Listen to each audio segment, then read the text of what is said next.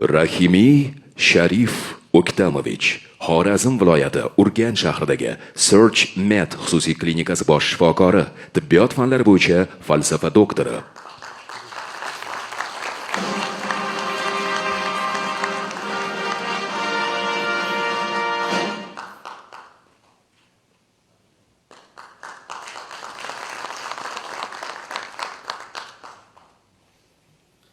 Assalomu alaykum, hurmatli prezident. Avvalambor bizni qilgan kichkina mehnatimizni yuqori baholab unvonlar berdingiz. Sizga katta rahmat.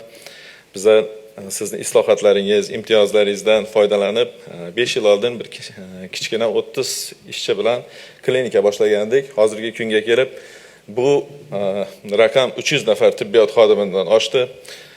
Shu 5 yil davomida klinikalarimiz bazalari 3 taga kengayib, katta formatdagi, klaster formatidagi yirik tibbiyot markaziga aylandi.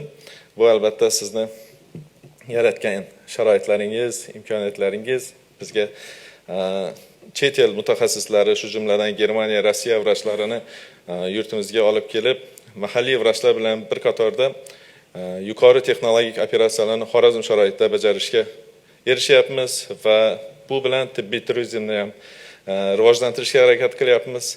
Mana bugungi kechagi Xorazmga qilgan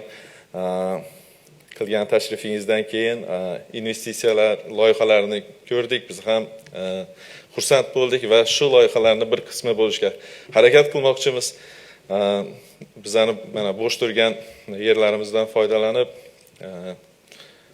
sanator kurort formatidagi reabilitatsiya, yirik xalqaro standartlarga javob beradigan reabilitatsiya markazini tashkil qilishga qaror qildik va bu bilan bir qatorda 8 millionlik dollarlik investitsiya kiritib, yana 200 ta ishchiga ko'payishga harakat qilamiz va Xorazmdagi yaratilayotgan turizmni yo'nalishlaridan bir qatorida tibbiyot turizmini ham rivojlantirishga va'da beramiz va harakat qilamiz. Yana bir marotaba e'tiboringiz va e'tirofingiz uchun katta rahmat.